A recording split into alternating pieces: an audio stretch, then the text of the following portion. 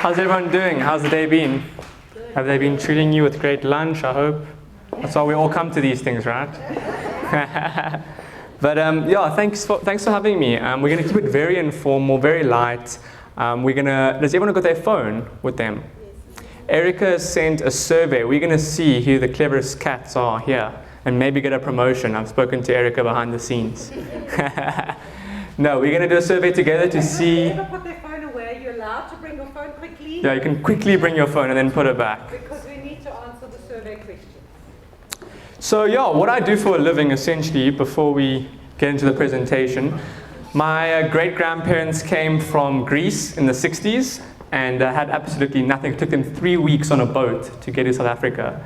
And since then have been working their lives. My dad his parents and them weren't close because they were just in the shop the whole time working.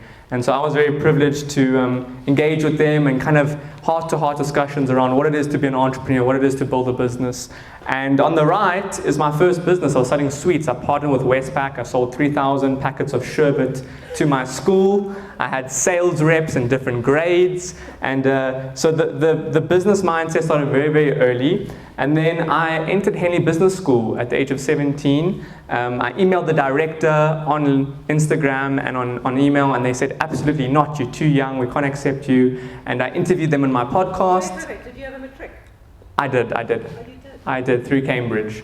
And then I interviewed them on my podcast and they ended up accepting me. So I've been studying there the past 3 years, specializing in behavioral science and specializing in human behavior and management and getting exposed to a lot of what are the managers going through in the organization so that I can then take that data and take those problems and then create solutions around that. So yeah, done really, really well on just got some investors in my business and work with a lot of the big corporates. Some of the grad programs we've done with Standard Bank, and so today I'm going to be speaking from a place of credibility. I do this stuff with all these organizations, and some of the data has come from them as well, not me just speaking about my opinions. And we're also going to start with the survey. All right, so the biggest question I always start with is, do we really know Gen Z? And when I ask executives and leaders in organizations, who is Gen Z, how old are they, no one puts up their hand. And yet, they're 40% of Africa, they're 5% of ABSA at the moment, they're 10% of Tiger Brands, and we as leaders don't really understand who these kids are.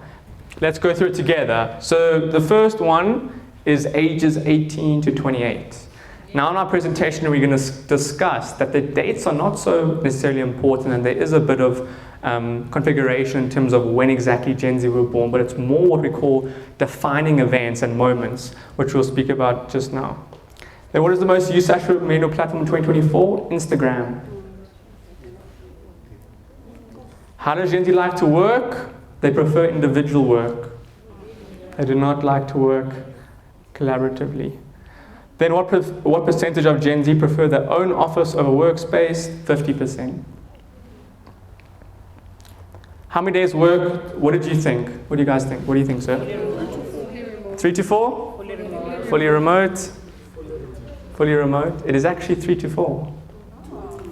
And ideally what I say to my corporate is around 3, because they believe if they can come into work and build relationships, number one, they get a high chance of promotion, and then also from a learning point of view, no one actually does the onboarding and training online.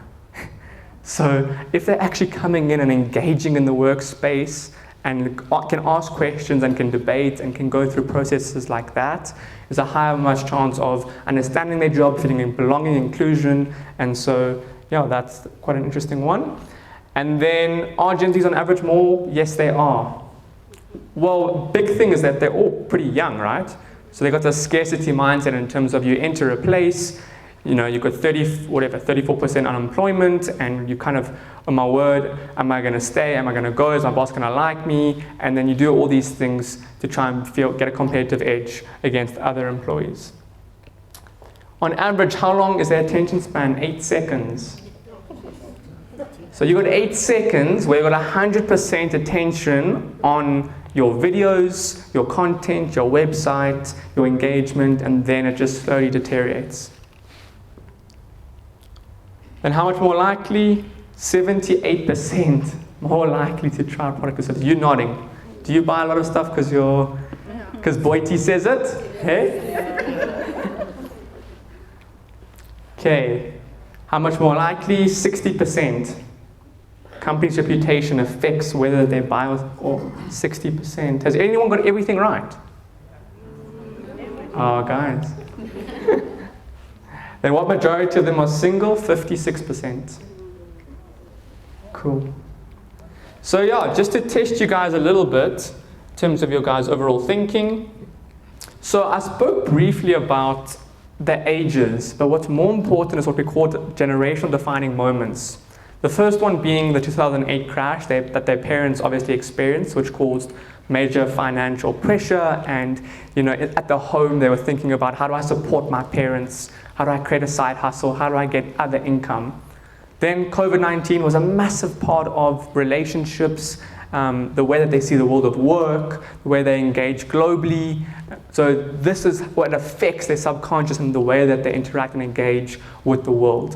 And then lastly, the internet. So I've put a picture of a smartphone there. That changed everything in the way that human beings, all of us, engage, but specifically Gen Z, they grew up with it. So when I engage with someone, the first thing I always say is, can I have your LinkedIn? But my parents don't think like that. They're looking at the human being like this. What can I gain from you now? Engage. I'm thinking about your online persona. Who are you online? How do I engage with you post this event? And they avoid that in-person confrontation and that engagement. I've now been using as a sales strategy when dealing with these corporates and that, is to try and get the conversation onto their kids. Because as soon as I get them talking about their kids and all the problems, they light up. Marko, how do you help my kid? He won't sit at the table for like an hour. He's on his phone. He's addicted to his phone. He doesn't know what he wants from life. He's always got social anxiety. He's always stressed about something. What do you do? So, yeah, just talking about the average time spent on a cell phone from a Gen Z, generally now we're speaking in the world, is 7.5 hours. Now in South Africa, it's a bit less per day. Now in South Africa, it's a bit less because of data. Right? So it's expensive to actually do anything. But that is the thinking and where the world is going in terms of what these young people are expecting from work, how they're thinking about engaging with a company. So if you're not front of mind, and we're going to go into social media a little bit and AI, if you're not front of mind and showing up to them constantly, they're going to forget about you. And so talking, these are some of the words. I always ask people, like, what is the first few words that we think about when we think about Gen Z? And it's always lazy, social media, entitled. Now, there's obviously a lot of truth to this, but at the end of the day, we are accountable as leaders to why those things are happening. We are not putting processes in place. We are not setting up an environment and a culture for them to succeed, which we're going to talk about. So by 2025, Gen Z will account for more than 27% of the total global workforce, and their earnings will be over 33 trillion. So those are some stats about why we should care about Gen Z, why the world should care about it, and where is it going. So 1983, I'm looking at this side here. What happened in 1983? Anyone know? Something big happened. The first internet cable started happening and arriving, and which changed everything in terms of how we communicate between cities, between zones. And then 1992, smartphones, the first smartphones came out. And now we're able to talk to someone in London and phone someone neighborhood. You don't have to run down the neighborhood on your bicycle, which changed everything. Now my expectation is that we believe that some sort of connection can happen on a smartphone. And I have to sit down with young guys and say, the reason you're feeling so lonely is because you believe that you're getting connection from the smartphone, and you're not. You're not getting real connection, authentic connection. And so we spend a lot of time with the graduate readiness and our graduate readiness programs speaking and looking at what do your friendships look like, what do your relationships look like, what do your mentorship program look like, how are you escaping work? Because now work travels wherever you go, your phone travels wherever you go. If you're not giving that time out, that's why we're going to see such big mental health problems, and I'll share those stats. It is actually a real thing. Because many, especially the older generation, think this mental health thing is not real.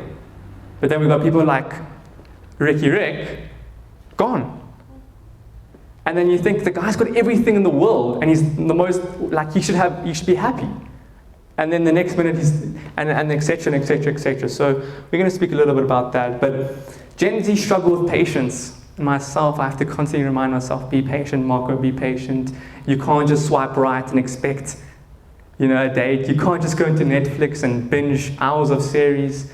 And so we talk a lot about that when it comes to incentives, when it comes to about climbing the ladder, setting expectations. When you guys are working with your guys' students and linking them to jobs and speaking to them over the phone, please tell them, guys, this stuff doesn't happen overnight. You have to be willing to wait and send resume after resume after resume out. You cannot just expect the job. And we want the best jobs, but we're not willing to put in the work in the beginning. And I think that comes back to my career in terms of how I've been able to climb the ladder in terms of my own experience, my own credibility, my own brand and the clients. It's just starting off so small and building every single relationship, every single person you meet, every single project that you post and you do, your work builds on that, builds on that, builds on that. And I was just very good at showcasing that to people. And that's why that's happened. So tell the people that you're working with, tell the young guys, number one, expect at least to send out 100 to 200 job applications. Obviously, you guys have linked to different programs and that, but this is the expectation that I try and set and the precedent that I set with them. And the second thing is get something going, whether it's working at a bar or a side hustle, build out. If you're just sitting at home and waiting for a job to come to you, who here, a job came to them? That's the reality of the world we live in, especially in South Africa. Nothing comes to you. You have to fight for every single little thing. And who here has been ghosted by a girl or a boy? Has anyone been ghosted? Everyone. Don't lie now. But Gen Z are really bad at starting and finishing relationships. We just leave. We just abandon it. We abandon our job post. After 6 months, we're gone. We don't understand how long our lives are, that relationship 20 years later could come into fruition and help us. So we break that relationship, we ghost them, we don't treat them with respect after they've given us an opportunity, and they leave. So 84% of Gen Z have been ghosted. And these are some of the reasons. Number one, not interested. So they apply for a job or they join a graduate program just for the brand, just for the company, to get the credibility, to get the brand, and they leave immediately after. But if you're going into something like that, then what you take out is so limited. Second thing is avoid confrontation. And then WhatsApp. Gen Z don't do email. They hate it. If you ever try to email a Gen Z, you'll be like shocked. At number one, what they respond with, and number two, how long they take. They ignore you, they ghost it. They ghost you until you have to phone them and text them and WhatsApp them and Facebook message them. And one of the things is try and get a WhatsApp chatbot, try and get people using your WhatsApp call line, try and get, just WhatsApp ties everything. Don't use email if possible. So we got young people watching this for 7.5 hours a day and then coming to the reality of working and then saying that their boss is not great. That's the frame that they've got of what work is. And it's not real. They think that the job ends 9 to 5. It doesn't. When you got clients and you got demands and deadlines, you have to go over and beyond for that. Otherwise, someone will come in the door. And so these are some of the problems that we're facing. How many Gen Z change their role? Under 2 years, 55%. In their roles for 5+ years, it's gone down by 46%. So this is what's happening. We're seeing Gen Z change roles in companies and different companies faster. Why? So the first thing I always say is options. They've got way more options now. Why? Because you get to a certain level, now you can apply for jobs in multiple industries or even overseas. So how many people we see that got a tertiary education, they're not even thinking locally. They're thinking Kenya, they're thinking London, they're thinking Australia. It's so much more easier to get jobs overseas. And with remote, you don't even have to move. So you can be in South Africa working at a sales call agency for Amazon. You can be working as an Amazon support agent in South Africa. You can literally sign up right now and do it. So number one is options. And then number two is that stagnation that can happen when you're in an organization or in a role for too long and not seeing progression because they don't have patience. They then think there's no point of being here. So what we try and do is we try and accelerate the feeling, not necessarily the systemic of them getting a promotion, but actually the feeling of them progressing. How do you do that? You try and incentivize as best as you can. You set up mentorship programs. You try and do activations with them, learning development. They love learning and development, so workshops like this. So you do as many of those as you can to try and get a sense of development. And then instead of them leaving companies, you try and get them to rather change roles. So after 8 months, after 12 months, you rather get them to change departments or give them a bit more responsibilities or skill sets to activate that sense of change. Then top drivers for taking on a side job. Now this is all from a Deloitte South African. This is all from Deloitte South Africa, so you guys can go and have a look at those stats. But it applies to South Africa. So Gen Z, I need a secondary income. It helps me develop important skills in relationships. It's a hobby of mine. It helps me turn or focus on something other than my main job. So a big thing in South Africa is secondary income. Every single person here has got a side hustle. And how did I know that? Why? Because we all need money, right? So even if you don't allow your employees to work on their side hustle, they are doing it. That's inevitable. I always tell them. We allow it. We even today saw it in action. Brilliant. But most corporates don't allow it. If you go to EY, you have to validate why you go to the toilet. Okay? They got timestamps, they check to make sure. They got computer monitors making sure that guys are doing their work. So most organizations don't accept it. So what we started doing is, with some of our clients, is once a month called Side Hustle Friday. Half of the day we give to actually work on their side hustle. And we've seen a really increased satisfaction and acknowledgement and feel like the organization's working with them and not against them. Then communication, at least once percentage respond to work emails, messages outside of normal working hours. So at least 1 day a week, 81%. Gen Z remote, Gen Z total 70%, at least 5 days a week. Gen Z on site, 33%, 22%. So this is quite an interesting thing in terms of when you're dealing with your guys' clients and your guys' students. If you're sending them out of work hours, know that the response time is going to be lower, understand which days it could be higher, think about that timelines to then affect the work that you guys are doing. Then mental health. It's quite, very, very sad what's happening in terms of if you go into a school and you ask a bunch of 13-year-olds who's on antidepressants, who's on sleep medication, you get 60-70% of the hands.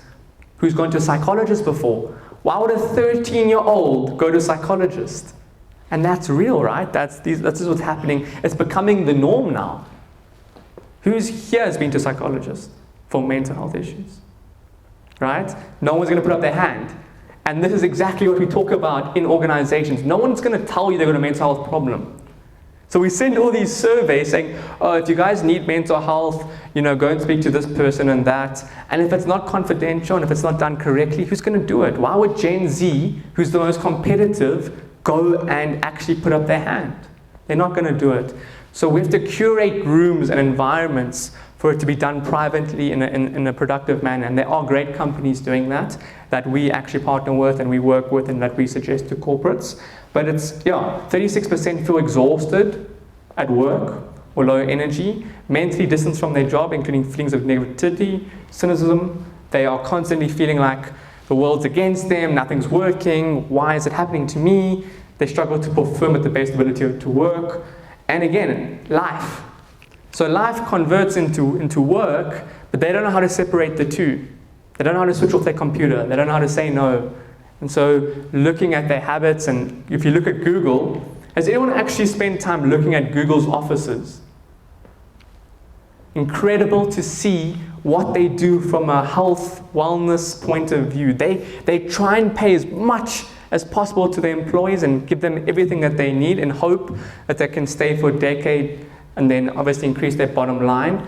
Where corporate South Africa has got, because they've got so much options because of an unemployment, they actually, Walter Sisulu University, I just did a workshop, 2-day workshop for them. They get 30,000 applicants.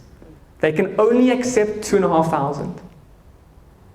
So there's an over demand in jobs, in university, and oversupply, under demand of what we're giving available in terms of South Africa. And that's why I'm so excited for anyone here who's feeling like, okay, Marko, what are you actually saying to us? Globalization will be the best thing for South Africa. The more interconnected we are with the world as a country and as a continent, I believe greater opportunities, greater abundance will come, because a big part of South Africa that we struggle is the scarcity mindset. The whole time we're just trying to survive, and we can't actually get momentum with that. So in terms of leadership, if any of you are managers here, or even in your home environments, I always say keep it hot, honest, open, and authentic. So don't wait to tell Gen Z, if you've got a problem with them, don't wait a month for the quarterly report or for the performance review. Go and tell them there on the spot. So if you're dealing with a client and you said, I've been asking for this for five days now and you haven't sent me all these details, don't wait to tell them at the end of the process. Tell them, be honest with them. Right then and right then. So mounds of feedback, and then reverse mentors. Every single person here, technology is moving so fast, we can't keep up, that we need a younger person to once a month tell us what's happening in the world, what's happening with technology, where is it going. And so I do a lot of that with one-on-one with the CEOs. So social media, I talk about something called PAC, platforms and culture. It's all about being specific to the culture of your guys' industry, of the platforms. Every platform is designed differently, and so we're going to talk a little about how you guys can optimize your guys' content, and in general build. Who here posts on LinkedIn for their own brand? Okay, 1 or 2, 3 people. Why don't you, sir? I don't have that much content to post. Lack of content, okay. Yeah. Anyone else? Why don't you guys post online, LinkedIn, what you do with your work, your job?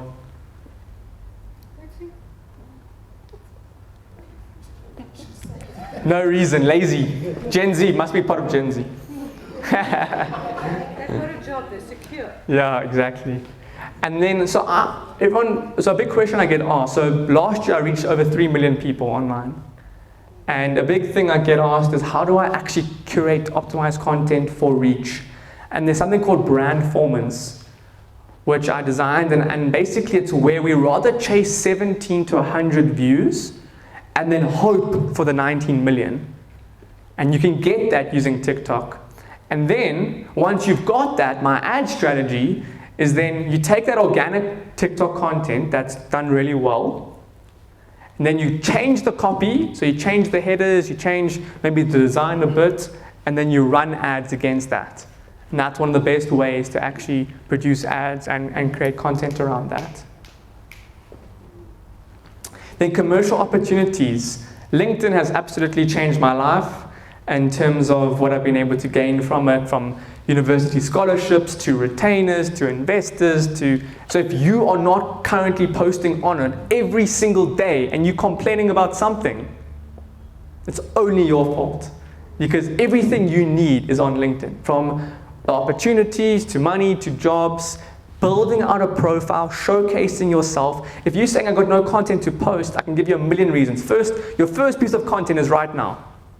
You take out your phone, you take a picture of this event, you take a picture, you ask for the group event, and you say, I work for this organization, we had this workshop, we engage with these 2 speakers, this is what I do. You share what you're doing on a day-to-day. When personal interests, when I started posting on LinkedIn 2 years ago, I was 18 years old. I had nothing to say. No one cared about what I had to say. What did I do? I would take Bruce Whitfield's article, I would take Adrian Gould's article, and I would just comment on it.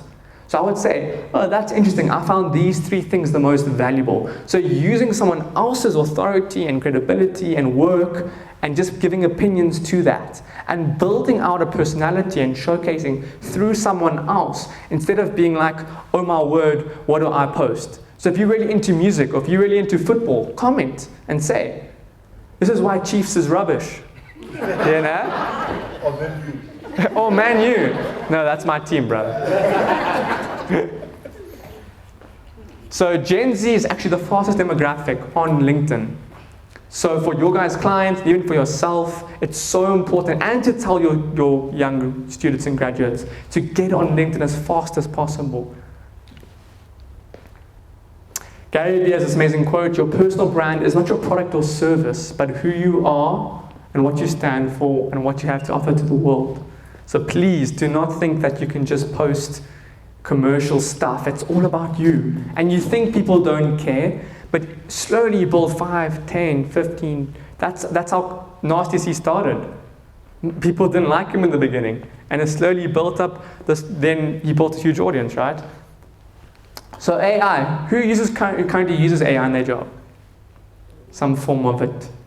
You guys allow it? Okay. Awesome. But Gen Z don't see it like that.